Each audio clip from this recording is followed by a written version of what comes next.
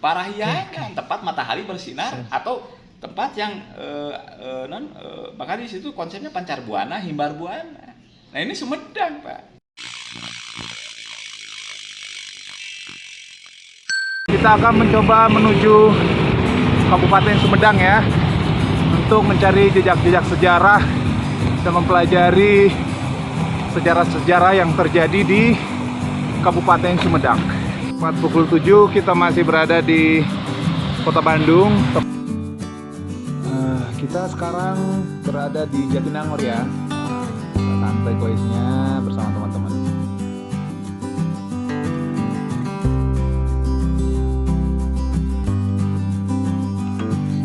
Guys, kita sudah sampai di Cadas Pangeran ya.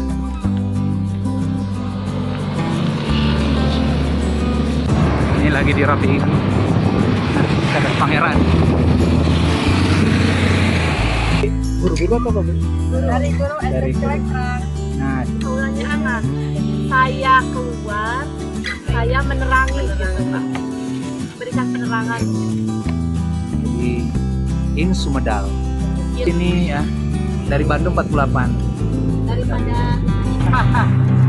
Iya. Saya juga kemarin dari Pangandaran.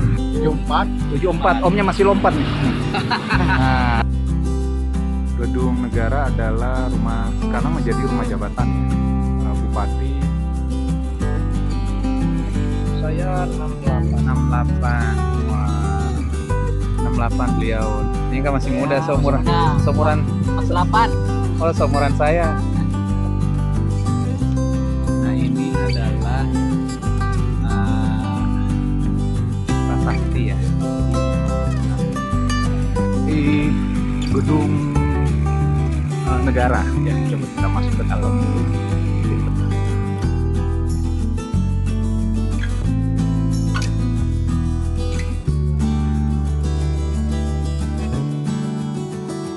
Mana lihatnya?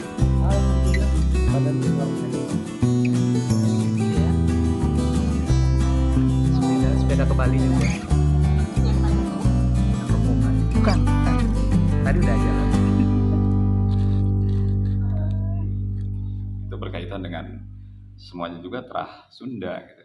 Jadi kita jauh sebelum Masehi kita harus ini dulu berdasarkan temuan-temuan dan catatan. Contoh 2600 tahun sebelum Masehi, Ratu Hatshepsut itu di dalam sarkofagusnya tertulis bahwa dia itu ta'zim kepada bangsa Pun. Nah, kalau di situ ada para ahli itu menginikan bangsa Pun itu Kongo ya. Itu sama-sama di garis khatulistiwa. Terus tanahnya luar biasa tuh. Tapi ketika dilihat dari itu ternyata Ratu Hatshepsut dengan berkunjung ke tanah bangsa Pun tersebut, yang diambil dari tanah tersebut atau yang dibeli itu adalah bulu merak, terus gaharu, itu sangat Nusantara banget. Jadi bangsa Pun itu adalah bangsa Nusantara. Nah, tentu artinya kita ada interaksi itu jauh sebelum Masehi, bahkan ribuan tahun sebelum Masehi kan, bahwa ada kemaharajaan Nusantara yang tentunya kita harus baca Raja Gupta Maurya,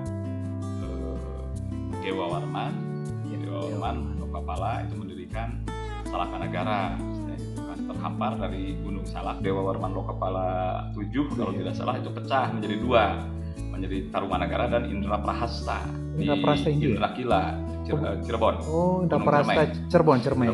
Pajajar lokasinya di Gunung Indrakila.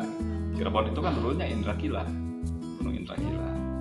Nah, ketika itu Tarumanagara terus berkembang, Tarumanagara juga berkembang, pecah jadi dua, pecah jadi Sunda Sembawa dan Kendan nanti. Di sini sama-sama menantu daripada raja terakhir Tarumanagara. Gitu kan. Ini proses ya, proses. Nah, di sisi lain di Banyuwangi itu gabungan dari Holing, dari Keling dan segala macamnya, yang akhirnya nanti pindah ke sebelah utara Gunung Selamat. Nah, itu juga disebut Galung Purwa. Oh, Galung Purwa. Karena yang mendirikannya sama dari pendiri Tarumanagara. Jaya Singawarman. Jaga sih. Jaya Singawarman kan pendiri itu gitu kan. Nanti ada Jaya Singawarman kemudian punya anak terah dinasti Kalingga ya, Galupurwa itu. Dua orang, Dapuntahyang Sri Ya. Jayanasa dan Dapuntahyang Sailendra. Nanti punya anak Kartike Jasingawarman yang mengarang menulis kitab Kalingga Dharma Sastra. Itu sehingga hukum terbaik di muka bumi ketika itu yang paling terkenal itu. Sehingga Rasulullah Muhammad, karena sebelum Nabi Muhammad sudah ada hukum itu. Tuntutan ilmu sampai ke negeri Sin. Mana mungkin? Makanya disebutnya ininya karena nanti ada interaksi dengan Muawiyah bin Abu Sufyan dan tentu ini ada Malik al-Hind gitu kan. Ada Sin dan Hind itu semuanya ke Nusantara bukan ke Cina. Masa negeri yang hancur-hancuran, saling bantai-bantaian dengan keluarga besar, dinasti Han, Li, Ya. terus Tang dan segala Sesama macamnya, mereka ya. itu dijadikan rujukan oleh Rasulullah.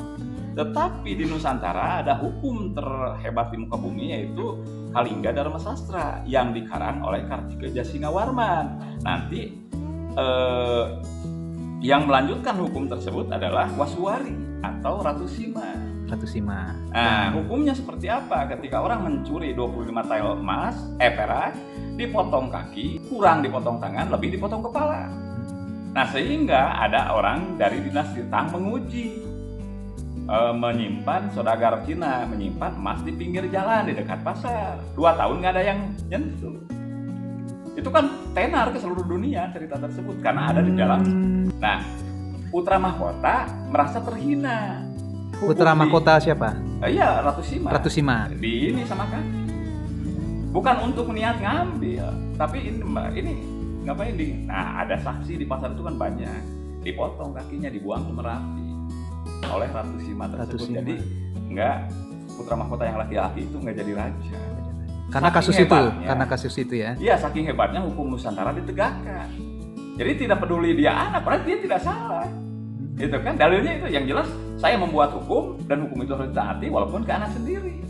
Kita juga dengan Raja Kawasa di dalam naskah-naskah yang ada gitu kan, terus dari serat-serat yang ada betul-betul bahwa perjalanan bangsa yang besar yaitu bangsa Nusantara yang terdiri dari rumpun bangsa-bangsa besar yang pernah menegakkan peradaban Nusantara itu memang alur utamanya yang berkaitan dengan konsep negara itu ya di Sunda. Salaka negara, Taruma negara, Pajajaran negara, Sumedang Larang negara. Gitu. Karena waktu yang tidak begitu banyak, besok kita lanjutkan dengan memasuki museum untuk melihat mahkota, pusat epicentrum dan senjata-senjata yang ada dalam museum. Seperti apa mereka merawat mahkota tersebut dan apa-apa saja yang ada di dalam museum, kita lanjutkan besok sekaligus akan mewawancarai putra mahkota dari penerus Sumedang. Kita semua ya, Iya. sebagai grup Kota Sumedang berharap Kota Sumedang itu bisa makin maju, makin berkembang, kemudian budaya-budaya di Kota Sumedang juga mudah-mudahan bisa sampai ke daerah-daerah lain, bisa terkenal ke daerah-daerah lain dan terkenal juga Sumedang itu di sini kan sebagai kota sumber pusat Sumedang itu pusat budaya Sunda katanya. Mudah-mudahan ini bisa terekspos juga ke daerah-daerah lain. Internasional berarti ya.